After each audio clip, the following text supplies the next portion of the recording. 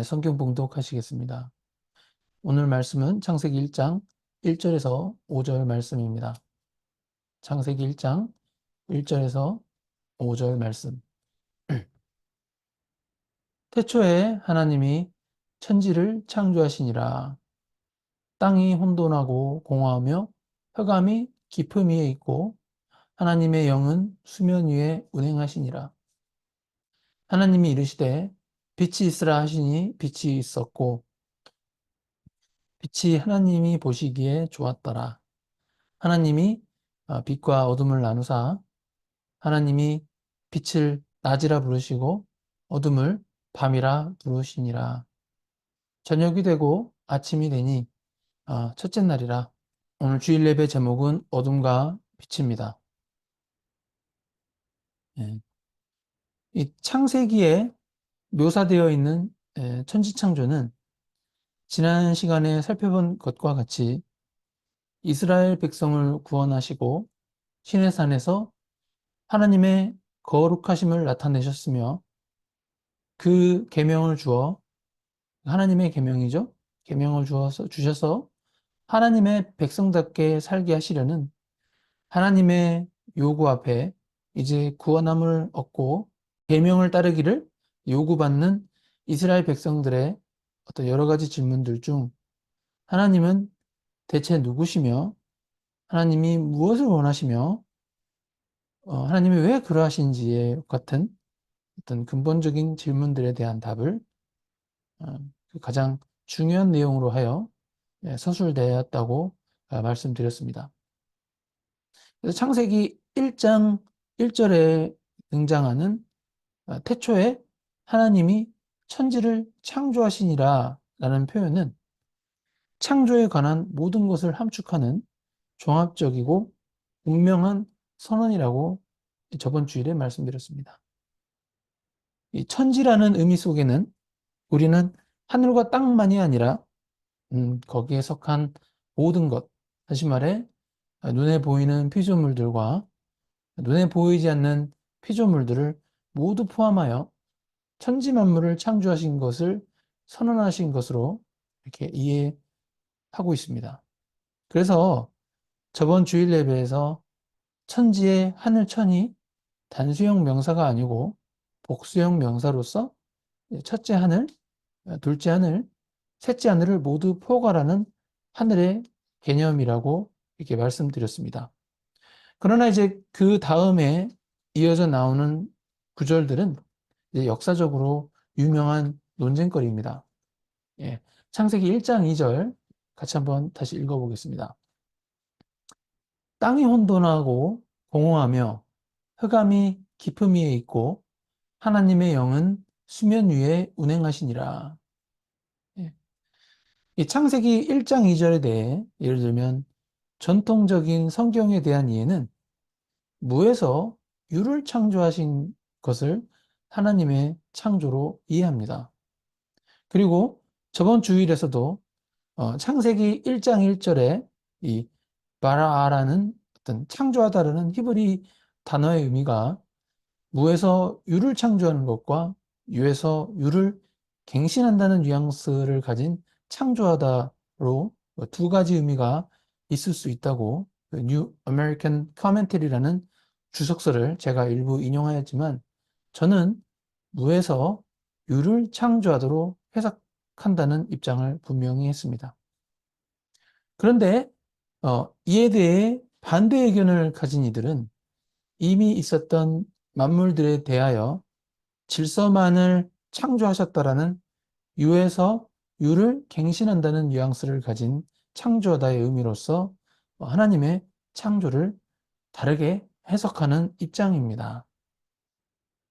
그런데 이와 같은 반대 의견을 가진 이들은 창세기 1장의 1절과 2절을 연결지어 읽을 때 이 2절에 대한 어떤 창조에 대한 이해 차이 때문에 바라아라는 히브리어 단어의 뉘앙스를 이렇게 다르게 이해하는 것입니다. 첫 번째, NIV 영어 성경에는 In the beginning, God created the heavens and the earth 라고 이렇게 쓰여 있습니다. 그러나 여기 NRSV라고 줄여서 표현하는데 New Revised Standard Version의 어떤 NRSV 영어 성경은 창세기 1장 1절을 In the beginning, when God created the heavens and the earth 라고 이렇게 in the beginning과 God 사이에 when이라고 하는 단어를 추가했습니다.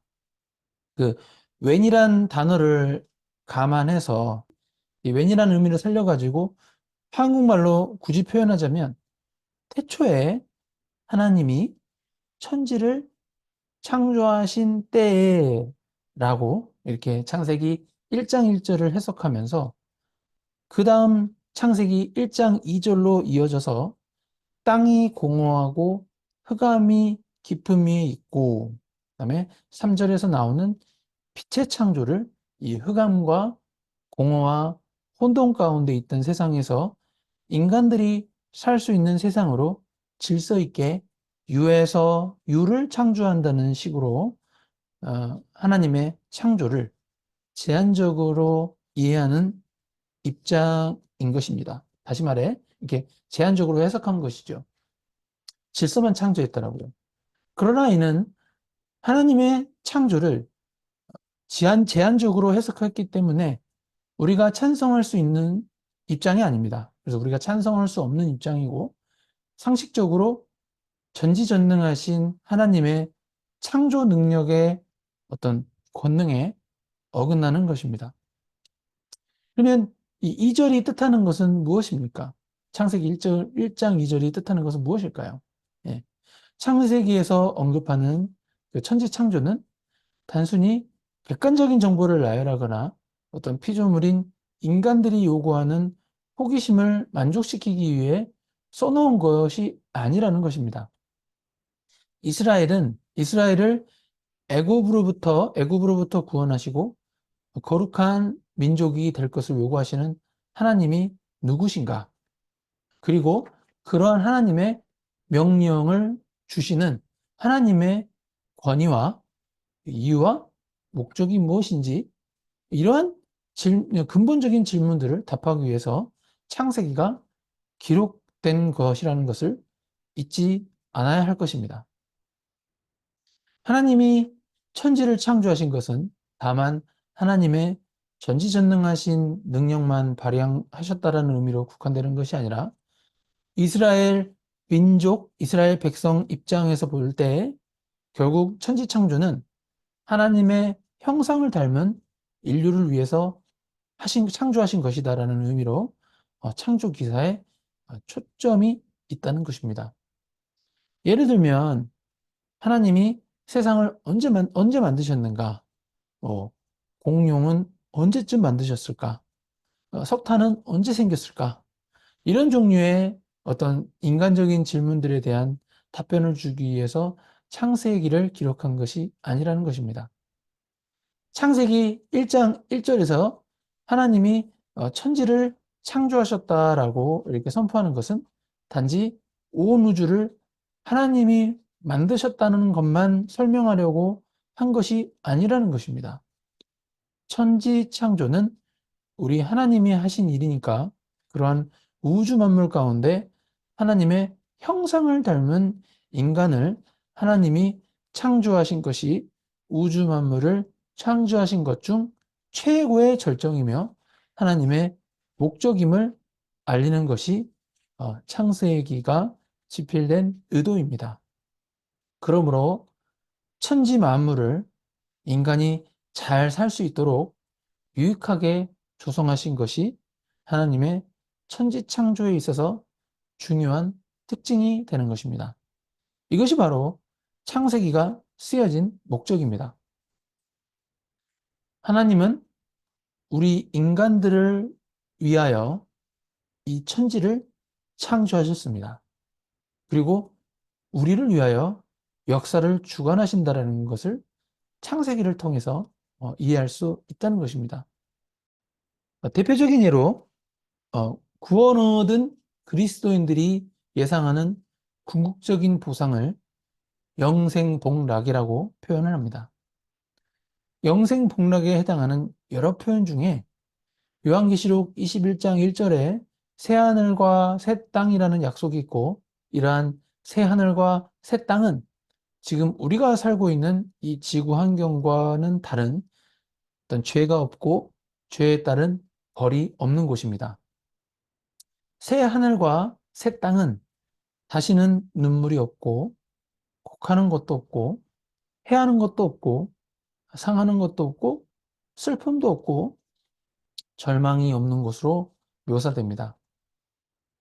새 하늘과 새 땅은 처음 하늘과 처음 땅인 이 지구의 대기권과 지구가 사라지고 하나님의 통치가 완성되는 공간적 개념으로 하나님께서 그의 형상대로 지은 하나님의 백성들에게 영원히 변치 않는 행복과 감사와 기쁜 나라로 이렇게 이해되고 있습니다.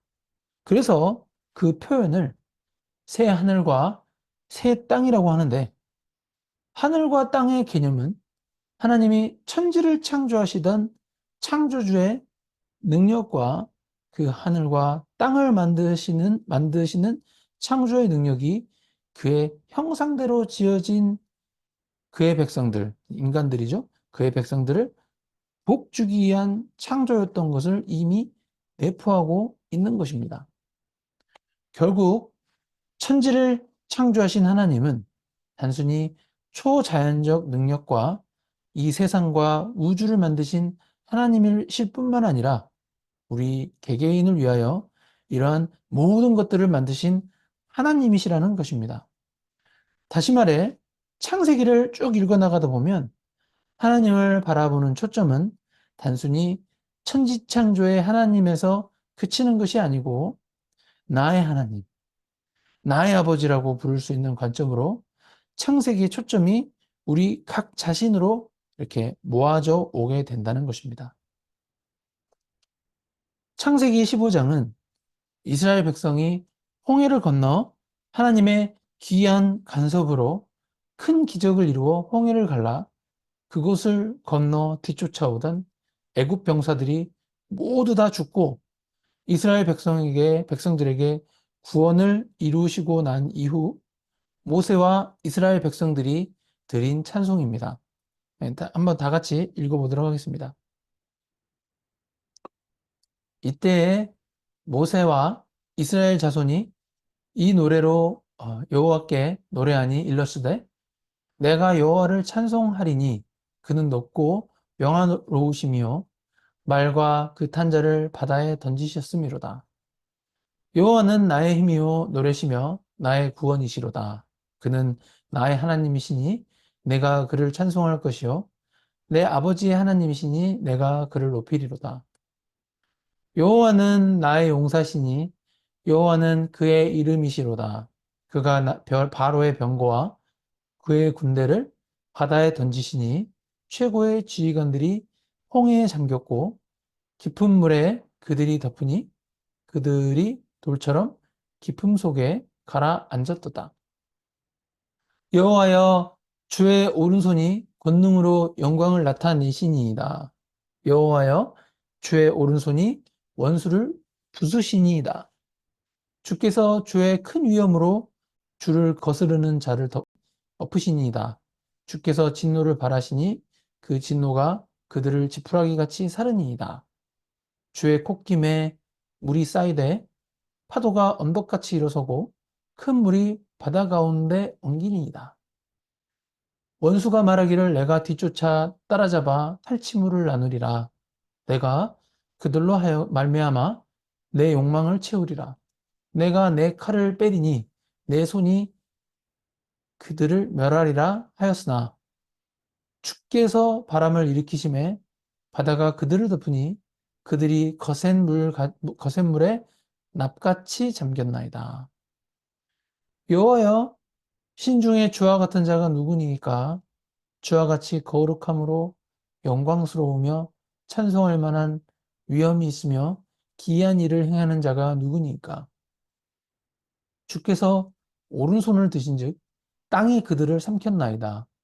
주의 인자하심으로 주께서 거룩하신 백성을 인도하시되 주의 힘으로 그들을 주의 거룩한 처소에 들어가게 하시나이다.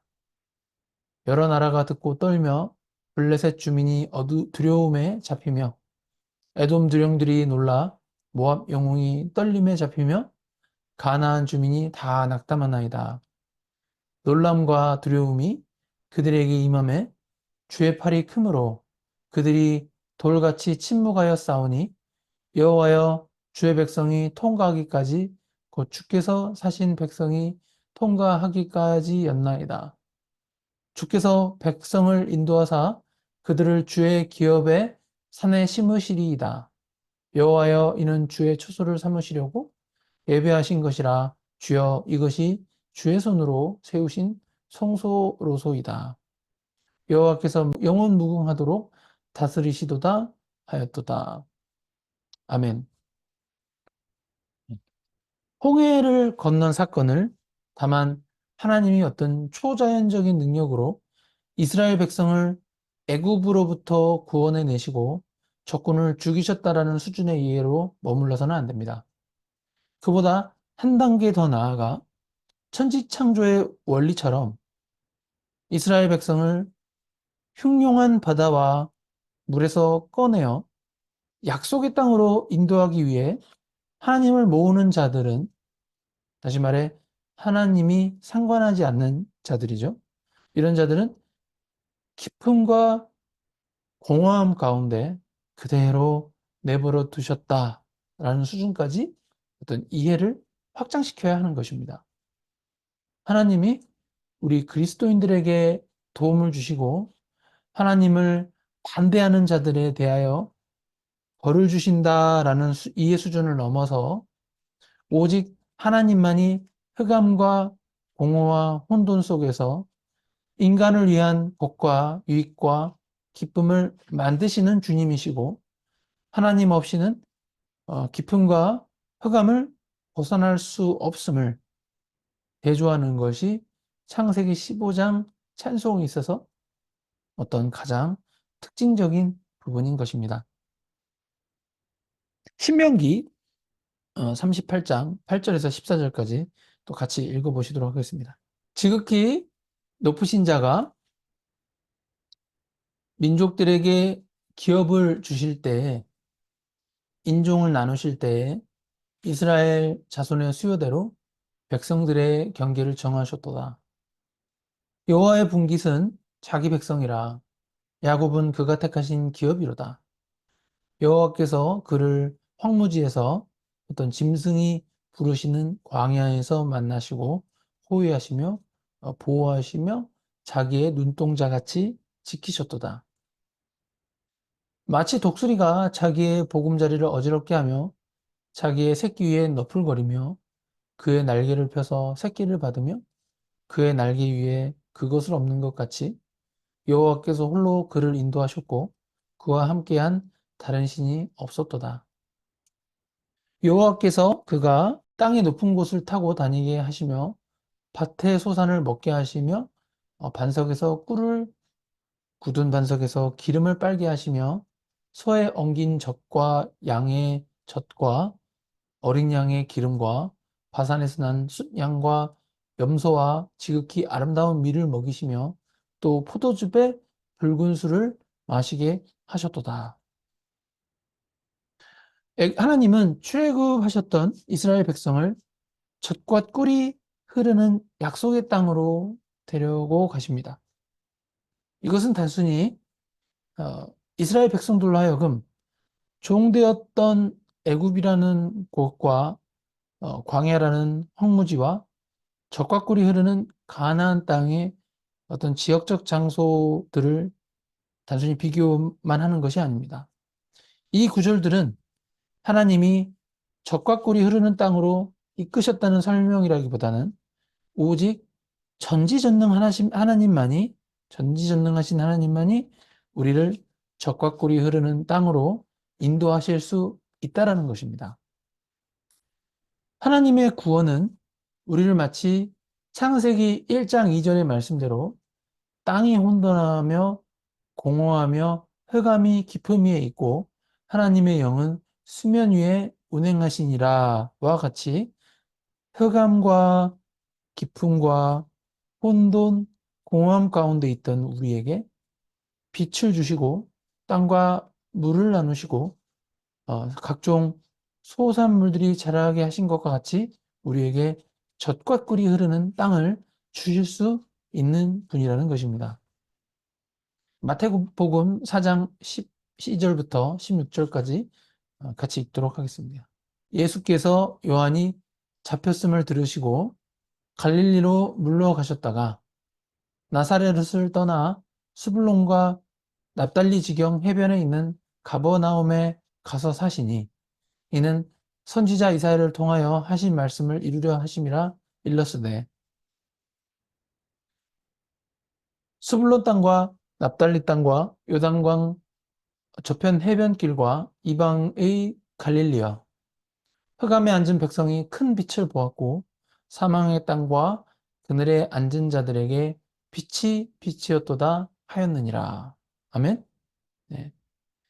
구세주 예수 그리스도의 등장과 예수님의 오심, 그리고 예수님이 우리의 구원자 되심은 흑암에 앉아있던 백성들에게 큰 빛으로 비춰졌다는 것입니다. 이러한 예수님의 말씀은 창세기 1장 2절에 어떤 땅이 혼돈하고 공허하며 흑암이 깊음 위에 있고 라는 말씀 구절과 함께 그 다음 창세기 1장 3절에 빛이 있으라 하시니 빛이 있었고 라는 이 말씀이 연상되죠. 연상되면서 흑암 속에 있는 땅에 빛이 있으라 하심이라는 하나님의 창조 사역을 예수님의 말씀에서 아까 마태복음 4장 12절에서 16절에 그 말씀에서 반영하고 있음을 깨달을 수 있습니다. 그래서 마태복음 4장 16절에서 예수님이 언급하신 흑암에 앉은 백성과 사망의 땅과 그늘에 앉은 자들은 바로 창세기 1장 2절에 땅이 혼돈하고 공허하며 흑암이 깊음 위에 있는 모습을 연상시킨다는 것입니다.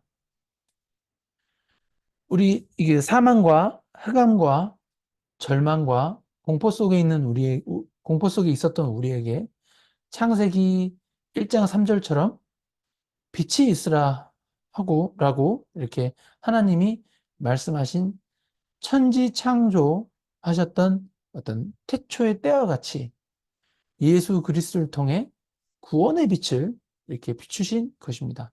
할렐루야. 네.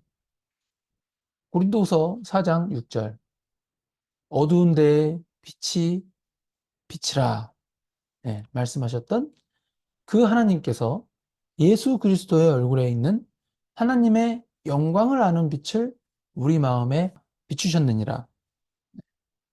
어두운 데에서 빛이 있으라고 말씀 선포가 된 것은 창세기 1장 3절에서도 같죠? 그런데 고린도후서에서는 이 같은 말씀을 가지고 어두운 데 빛이 빛이라 라고 적고 이처럼 빛을 비추는 것은 삼위일체 하나님께서 예수 그리스도의 얼굴에 있는 하나님의 영광을 아는 빛을 우리 마음에 비추셨다는 것입니다. 그래서 그리스도인의 어떤 이 구원받는 거, 그리스도인의 구원은 재창조라고도 합니다.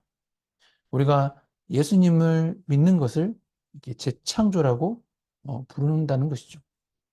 그러나 실상은 하나님께서 우리 안에 그리스도를 아는 새로운 마음을 창조하신 것이 됩니다. 그래서 그리스도의 얼굴에 있는 하나님의 영광을 아는 빛을 우리 마음에 비추신 것입니다. 우리의 그리스도인들의 구원에 있어서 성부 하나님이 예수 그리스도를 보내신 것과 예수 그리스도로 말미암는 구원은 하나님의 은혜요, 하나님의 사랑이요, 한없는 하나님의 은혜로우신 하나님의 개입인 것을 우리는 알고 있습니다. 그런데 성경이 천지창조도 그랬다라는 것입니다.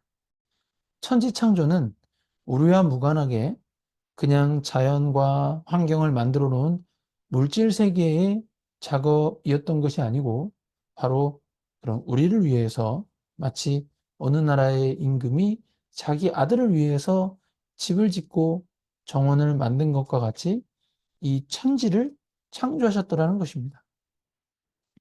우리 인류를 위하여 자기 형상대로 지으신 하나님의 백성들을 너무나 사랑하셨기에 하나님의 자녀들을 위해서 하나님께서 이 천지를 창조하셨다라는 것입니다. 아멘. 마치 그의 아들을 이 땅에 보낸 것과 비슷할 정도의 하나님의 애정과 열심의 작업이었다라는 것입니다.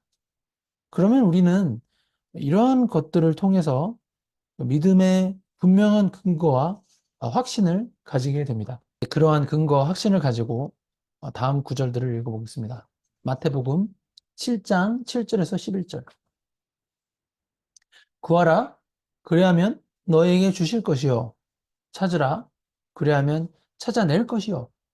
문을 두드리라, 그래야면 너에게 열릴 것이니. 구하는 이마다 받을 것이요. 찾는 이는 찾아낼 것이요. 두드리는 이에게는 열릴 것이라. 너희 중에 누가 아들이 떡을 달라 하는데 돌을 주며 생선을 달라 하는데 뱀을 줄 사람이 있겠느냐? 너희가 악한 자라도 좋은 것으로 자식에게 줄 알거든 하물며 하늘에 계신 너희 아버지께서 구하는 자에게 좋은 것으로 주시지 않겠느냐? 예. 이 말씀을 읽으면서 이 구절들을 읽으면서 사람들은 이 구절들에 대해서 마음에 이렇게 실감을 하지 않습니다.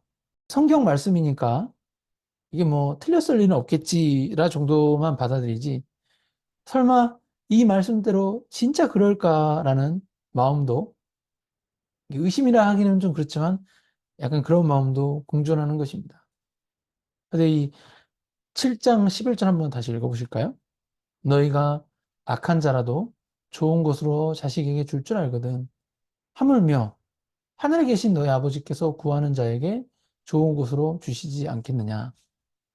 이 마태복음 7장 11절에서 이 하물며라는 단어가 붙어서 좀 감동이 없을 수도 있습니다. 하나님을 아버지라고 하지만 그러한 성부 하나님의 사랑이 인간 부모의 사랑이라는 것이 딱 이게 직접적으로 와닿지 않고 실감이 안 난다는 것이죠. 그런데 예수님은 이 구절에서 성부 하나님의 사랑이 인간 부모의 사랑 이상이라고 말씀하십니다. 예.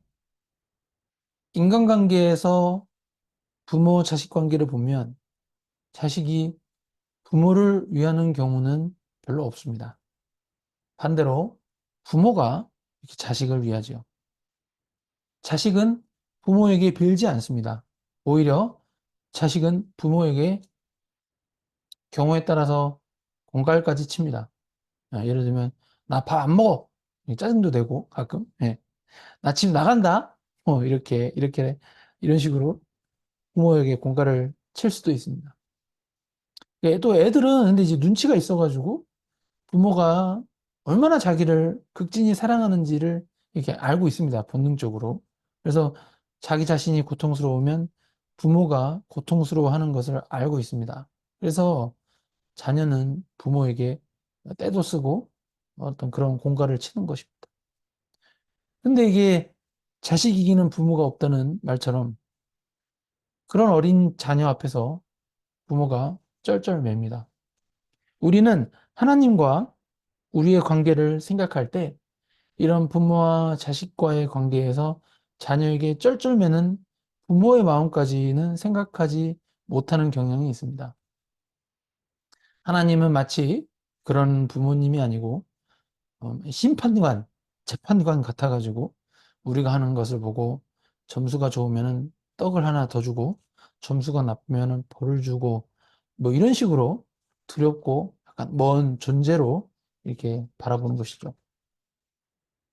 하나님께 무엇을 요구하려면 이렇게 내가 무엇을 들고 가야 하나?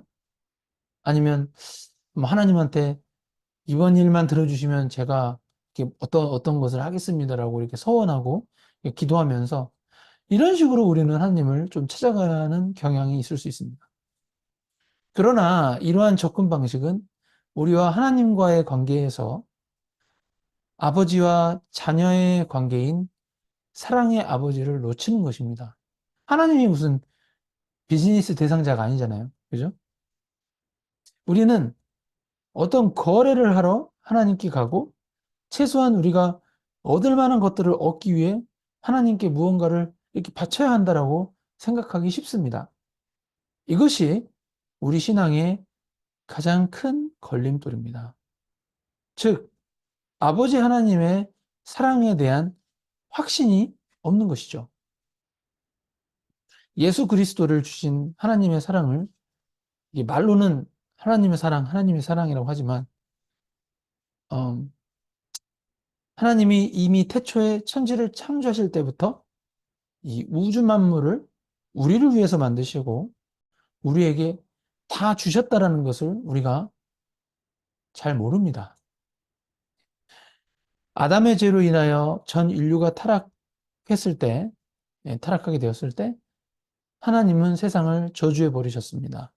그러나 하나님은 그러한 아버지의 사랑 때문에 또 아버지의 사랑으로 우리를 사랑했다라는 것을 이 성경에서 알려주고 계시는 것입니다.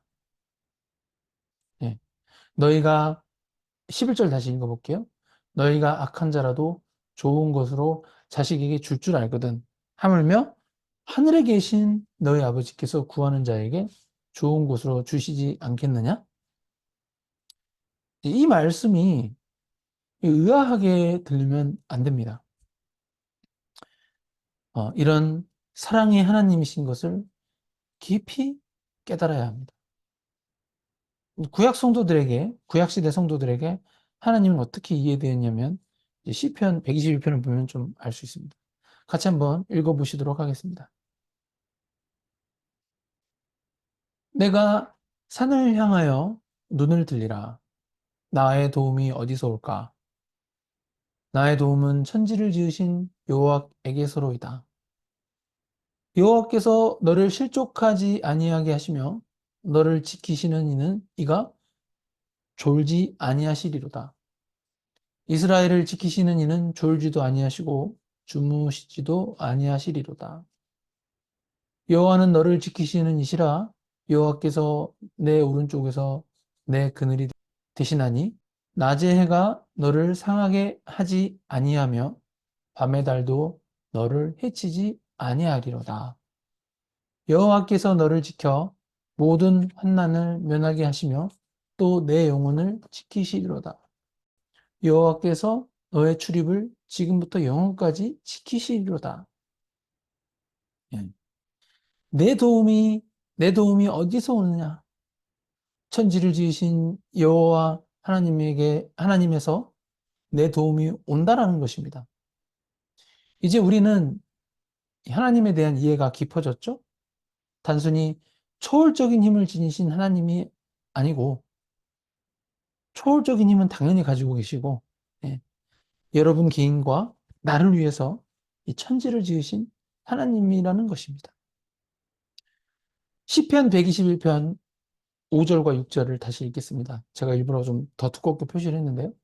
예, 같이 읽어보겠습니다. 여호와는 너를 지키시는 이시라. 여호와께서 내 오른쪽에서 내 그늘이 되시나니 낮의 해가 너를 상하게 하지 아니하며 밤의 달도 너를 해치지 아니하리로다. 예, 하나님께서 해도 만들어 주시고 별도 만들어 주시고 달도 만들어 주신 것입니다. 그런데 우리가 감격이 없는 이유는 이걸 직접 실감하지 못해서 그렇습니다.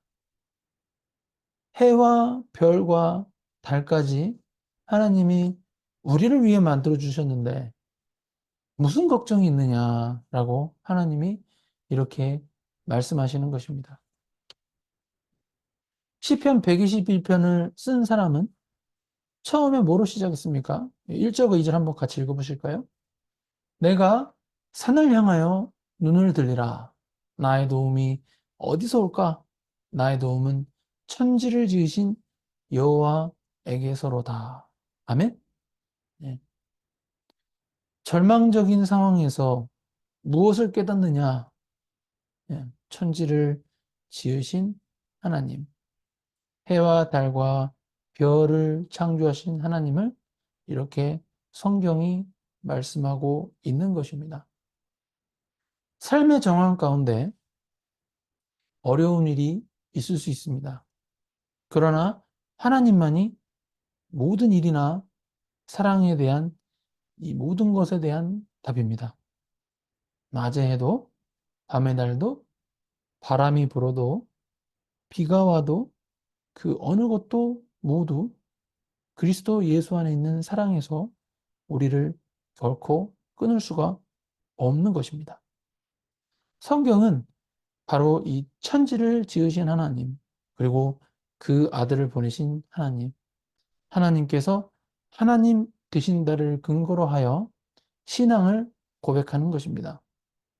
나의 나된 것, 나의 수준을 놓고 논하는 것이 아니라 이 전지전능하신 하나님을 놓고 신앙을 논하는 것입니다.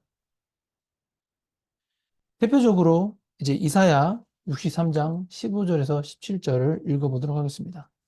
네, 같이 읽겠습니다. 주여, 하늘에서 굽어 살피시며 주의 거룩하고 영화로운 처소에서 보옵소서. 주의 열성과 주의 능하신 행동이 이제 어디 있나이까? 주께서 베푸시던 극복한 자비와 사랑이 내게 그쳤나이다. 주는 우리 아버지시라. 아브라함은 우리를 모르고 이스라엘은 우리를 인정하지 아니할지라도 여호와여, 주는 우리의 아버지시라. 옛날부터 주의 이름을 우리의 구속자라 하셨거늘. 여호와여, 어찌하여 우리로 주의 길에서 떠나게 하시며 우리의 마음을 완고하게 하사 주를 경외하지 않게 하시나이까? 원하건대 주의 종들 곧 주의 기업인 지파들을 위하사 돌아오시옵소서. 네. 이 기도의 핵심은 무엇입니까? 예, 이사야서에서 나온 기도의 핵심은 무엇일까요? 아버지를 다른 사람하고 바꿀 수 있습니까? 부자지간이라고 하는 것은 바꿀 수가 없는 것입니다. 그들은 아브라함과 야곱의 후손임에도 불구하고 아브라함과 야곱이 자신들을 모른다고 할 수 있을지라도 아버지 하나님은 그러실 수 없다라고 이렇게 고백하고 있는 것이죠. 하나님은 우리의 아버지이시고 우리를 만드신 분이시기 때문에 우리를 배반하지 않으십니다. 우리의 잘못이나 우리의 못난 것으로 인하여 우리를 이대로 그냥 그대로 두시는 분이 아니라는 말씀입니다. 그래서 하나님의 징계는 역설적이지만 하나님이 우리를 너무 사랑하시니까 가끔은 우리가 잘못하는 부분에 대해서 우리를 징계를 해서라도 우리의 잘못이나 못난 부분을 하나님께서 고치시고자 하는 것입니다. 이사야 64장 1절에서 9절 말씀 같이 읽도록 하겠습니다. 원하건대 주는 하늘을 가르고 강림하시고 주 앞에서 산들이 진동하기를 불이 섭을 사르며 불이 물을 끓임 같게 하사 주의 원수들이 주의 이름을 알게 하시며 이방 나라들로 주 앞에서 떨게 하옵소서. 주께서 강림하사 우리가 생각하지 못한 두려운 일을 행하시던 그때에 산들이 주 앞에서 진동하였사오니 주 외에는 자기를 앙망하는 자를 위하여 이런 일을 행한 신을 옛부터 들은 자도 없고 귀로 들은 자도 없고 눈으로 본 자도 없었나이다. 주께서 기쁘게 공의를 행하는 자와 주의 길에서 주를 기억하는 자를 선대하시거늘 우리가 범죄함으로 주께서 진노하셨사오며 이 현상이 이미 오래되었사오니 우리가 어찌 구원을 얻을 수 있으리이까. 무릇 우리는 다 부정한 자 같아서 우리의 의는 다 더러운 옷 같으며 우리는 다 잎사귀 같이 시들므로 우리의 죄악이 바람같이 우리를 몰아가나이다. 주의 이름을 부르는 자가 없으며 스스로 분발하여 주를 붙잡는 자가 없사오니 이는 주께서 우리에게 얼굴을 숨기시며 우리의 죄악으로 말미암아 우리가 소멸되게 하셨음이니이다. 그러나 여호와여, 이제 주는 우리 아버지 신이이다. 우리는 진흙이요 주는 토기장이시니 우리는 다 주의 손으로 지은 것이니이다. 여호와여, 너무 분노하지 마시오며 죄악을 영원히 기억하지 마시옵소서. 구하오니 보시옵소서, 보시옵소서. 우리는 다 주의 백성이니이다. 이와 같은 이사야의 신앙 고백이 기독교가 정말 기독교 되게 하는 핵심입니다. 기독교는 우리의 열심이나 우리의 자격이나 우리의 공로로 보상받는 종교가 아니고 하나님의 어떠하심, 하나님의 은혜로우심, 하나님의 사랑하심, 하나님의 자비하심, 하나님의 전능하심, 하나님의 거룩하심을 근거로 하여 기독교라는 것이 세워지는 것이고 천지와 인류라는 것이 존재한다는 것입니다. 이러한 신앙 고백, 이러한 신앙이 우리로 하여금 우리가 설령 가장 나쁜 형편에 놓여질지라도 우리의 믿음을 놓지 않게 하는 것입니다. 예. 소망을 가지고 우리의 운명을 기다릴 수 있게 되는 것입니다. 여러분, 우리 신앙의 현실은 사실상 자랑스럽거나 자신감으로 가득 찬 날들은 거의 없습니다.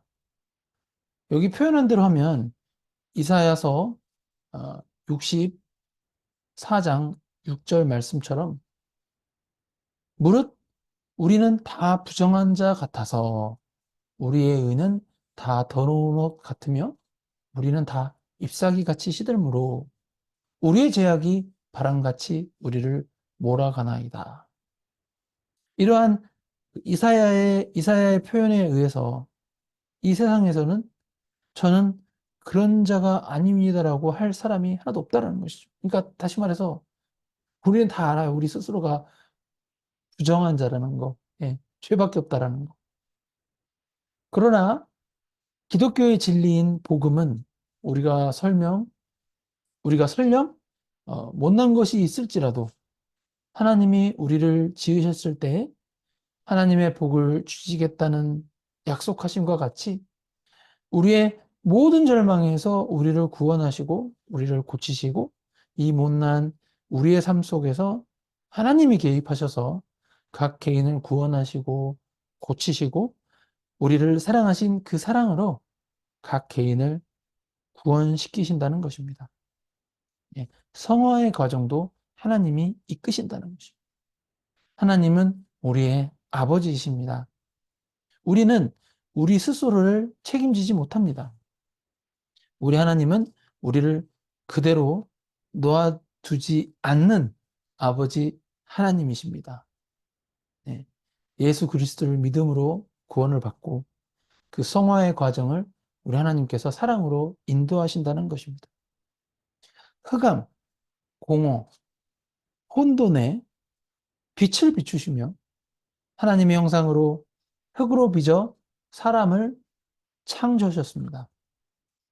주님의 이름을 부르는 모든 신령들에게 모든 것을 복되게 하시며 영화롭게 하시며 항복과 찬송을 받아내실 것입니다. 여기에 우리의 소망과 사랑이 있습니다. 기도하겠습니다. 천지를 창조하신 하나님 아버지, 감사합니다.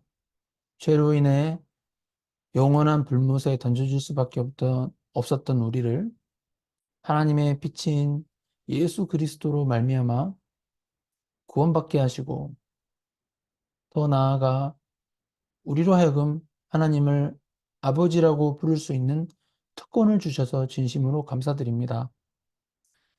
예수 그리스도를 통해 하나님 아버지의 자녀된 우리는 하나님을 거래의 대상이 아닌 하나님이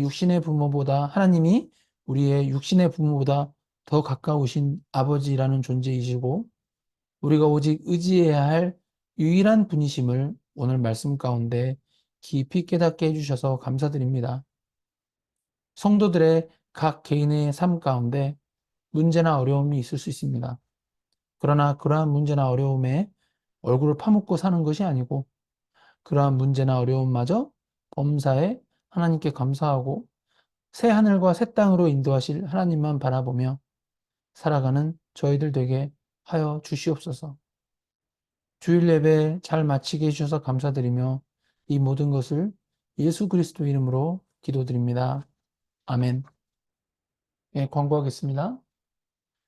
용인승리교회에 방문하심을 주님의 이름으로 축복드리고 환영합니다.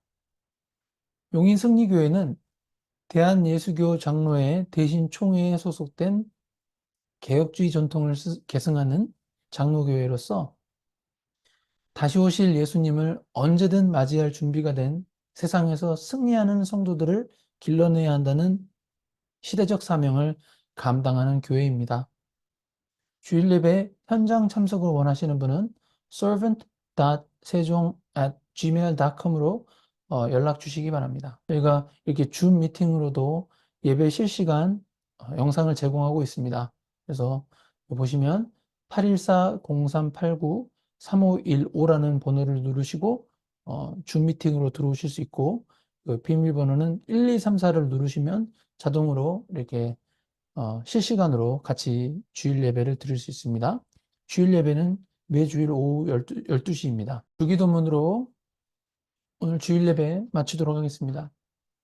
하늘에 계신 우리 아버지여, 이름이 거룩히 여김을 받으시오며 나라의 임하옵시며 뜻이 하늘에서 이루어진 것 같이 땅에서도 이루어지이다. 오늘 우리에게 일용할 양식을 주옵시고 우리가 우리에게 죄 지은 자를 사하여 준 것 같이 우리 죄를 사하여 주옵시고 우리를 시험에 들게 하지 마옵시고 다만 악에서 구하옵소서.